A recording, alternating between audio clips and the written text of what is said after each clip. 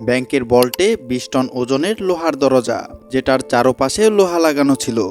এই দরজা বানানোওয়ালারা দরজার উপর এতটাই বিশ্বাস করতেন যে তারা ব্যাংকের ভল্টে কোনো প্রকার সিকিউরিটি অ্যালার্ম লাগিয়েছিলেন না, কারণ এটাকে বলা হতো আনব্রেকেবল ভল্ট। আর এই ভুল ধারণাটা তখনই ভেঙেছিল যখন ডাকাতের দলেরা একটা মাস্টার প্ল্যান বানায় এবং পুরো ২৭ ঘন্টা সেই ভল্টের ভেতরে থেকেই চুরি করে নিয়ে যায়। তো স্বাগতম আপনাদের মায়াবিন্দুর আরও একটি নতুন ভিডিওতে।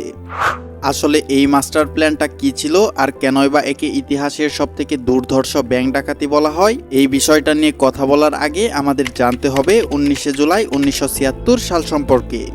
ফ্রান্সের শহর নিসে সোসাইটি জেনারেল নামক ব্যাংকে স্টাফ মেম্বাররা আসা শুরু করেছিল। এই দিনের আগ পর্যন্ত এই ব্যাংকটি পৃথিবীর সবচাইতে ভারী ভল্টযুক্ত সিকিউর ব্যাংক হিসেবে পরিচিত ছিল। প্রতিদিনের মতন ব্যাংকের স্টাফরা ব্যাংকে থাকা সেই ভল্টটি খুলতে যায়। এই ভল্টটা অনেক ভারী হওয়ার সাথে সাথে এই ভল্টের লকও অনেক বেশি কমপ্লিকেটিভ ছিল। তারা দরজাটি খোলার চেষ্টা করে, তবে ব্যর্থ হয়। আপনাদের সুবিধার্থে জানিয়ে রাখি, এই দরজার ওজন ২০ টন হওয়ার কারণে প্রায় এই দরজা খোলার সময় আটকে যেত। ব্যাংকের স্টাফরা মনে করে প্রতিবারের মতন আজকেও হয়তো দরজাটি আটকে গিয়েছে, তাই তারা ভল্ট বানানো কোম্পানির সাথে যোগাযোগ করে। আধা ঘন্টা পর ভল্ট এক্সপার্টরা সেখানে চলে আসে এবং সেই ভল্টটি খোলার চেষ্টা করে। তবে অবাক করা ব্যাপার হলো, সেদিন ভল্ট এক্সপার্টরাও ভল্টটি খোলার চেষ্টা করে ব্যর্থ হয়। তারা লাগাতার কয়েক ঘন্টা চেষ্টা করার পরও কোনোভাবেই দরজাটি খুলতে পারছিল না। অন্যদিকে বাইরে গ্রাহকদের লাইন বেশ লম্বা হতে চলেছিল। অবশেষে ৩ ঘন্টা পর ভল্টটি না খুলতে পেরে তারা সিদ্ধান্ত নেয় ড্রিল মেশিন দিয়ে ড্রিল করে দেখা হবে ভল্টের ভেতরে কি হয়েছে।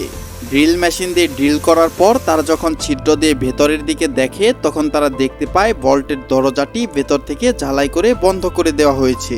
এই দৃশ্যটা চোখের সামনে দেখেও বিশ্বাস করাটা ছিল অনেক কষ্টসাধ্য, কারণ ভল্টের ভেতরে যাওয়ার শুধুমাত্র একটাই রাস্তা ছিল। ভল্টের ভেতরে না ছিল কোনো জানালা এবং না ছিল কোনো গোপন রাস্তা। এগুলো দেখে সবাই এতটুকু বিশ্বাস করেছিল এখানে কোনো না কোনো সমস্যা অবশ্যই রয়েছে। তারা মেশিন আনায় এবং ভল্টের দেওয়াল ভেঙে ভল্টের ভেতরে যাওয়ার সিদ্ধান্ত নেয়। এই কাজটা অনেক সময় সাপেক্ষ ছিল, কারণ এই দেওয়ালটা অন্য সব দেওয়ালের থেকে অনেক বেশি মোটা এবং এর ভেতরে লোহাও ছিল। কয়েক ঘন্টা পর একটা মানুষ ভেতরে যেতে পারে এতটুকু দেওয়াল তারা ভাঙতে সক্ষম হয়েছিল। আর তারা যখন ভেতরটা দেখতে পায়, তারা যেন তাদের চোখে বিশ্বাস করতে পারছিল না। ব্যাংকের লকারে ডাকাতি করা হয়েছিল। কিছু লকার ভাঙা আর কিছু লকার খোলা অবস্থায় ছিল। আর সবচাইতে ইন্টারেস্টিং ব্যাপার হচ্ছে, সেখানে স্প্রে করে এই ফেমাস লেখাগুলো লেখা ছিল, যেটার ইংলিশ ট্রান্সলেশন হচ্ছে without arms, without head and without violence.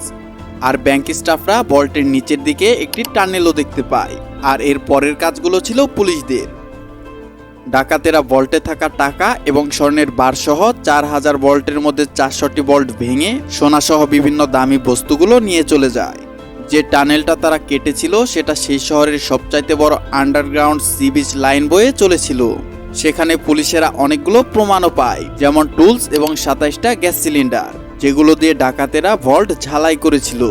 শুধু তাই নয়, তারা সেখানে সতেজ হাওয়ার ব্যবস্থা করেছিল এবং সেখানে ১ কিলোমিটার পর্যন্ত বিস্তৃত ইলেকট্রিক কেবল ছিল। তারা ২০ মিলিয়নের বেশি টাকা লুট করেছিল, যেটা বর্তমান সময়ে ১১০ মিলিয়ন বা ৯০০ কোটি টাকার মতন। এটা শুধু ইতিহাসের সবচাইতে বড় ডাকাতিই ছিল না, এটা এমন একটা কেস ছিল যেটা সামলাতে ফ্রান্সের পুলিশদের অনেক বেশি বেগ পেতে হয়েছিল। এই ঘটনাটা পুরো দুনিয়ায় ছড়িয়ে পড়েছিল। ব্যাংকের রেপুটেশন অনেক খারাপ হয়ে গিয়েছিল। তবে এটা ফ্রান্স পুলিশদের জন্য অনেক লজ্জাজনকও ছিল। পরবর্তী কয়েক মাস পুলিশেরা আশেপাশে মানুষদের জিজ্ঞাসা করে এবং ব্যাংকের স্টাফদের উপর নজর রাখে, তবে তারা কোনো প্রকার প্রমাণই খুঁজে পায় না।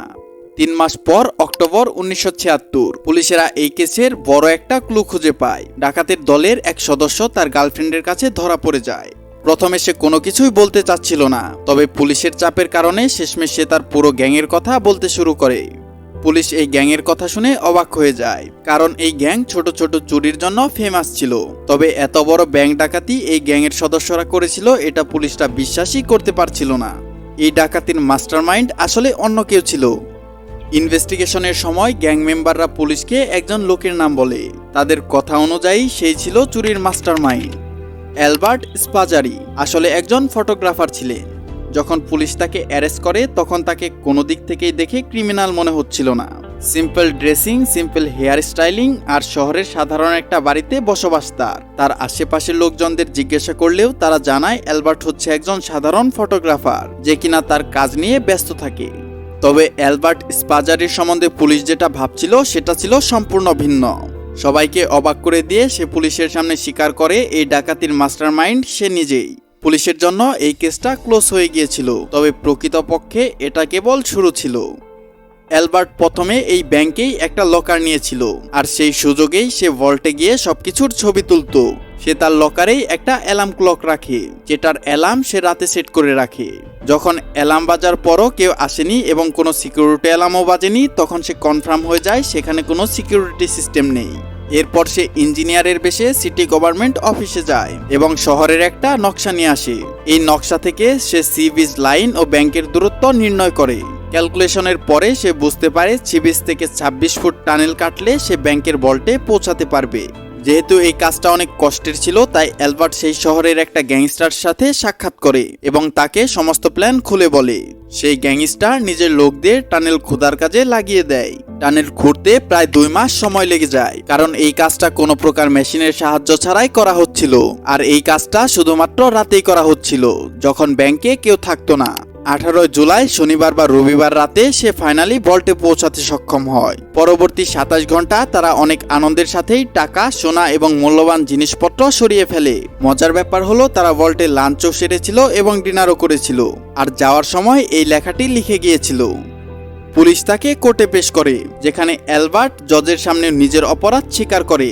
সেই ইনভেস্টিগেশনের খাতিরে সে তার প্ল্যানের এভিডেন্স আর ডাকাতি করা টাকার ডিটেলস একটা পেপার কার্ডে কোডওয়ার্ডে লিখেছিল। তার কথা ছিল এই এভিডেন্স সে শুধু জজকেই দেবে, আর শুধুমাত্র জজই এই কোডওয়ার্ডগুলো পড়তে পারবে।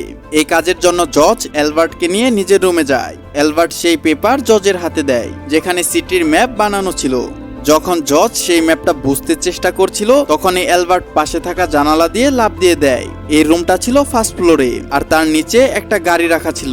অ্যালবার্ট গিয়ে গাড়ির উপরে পড়ে।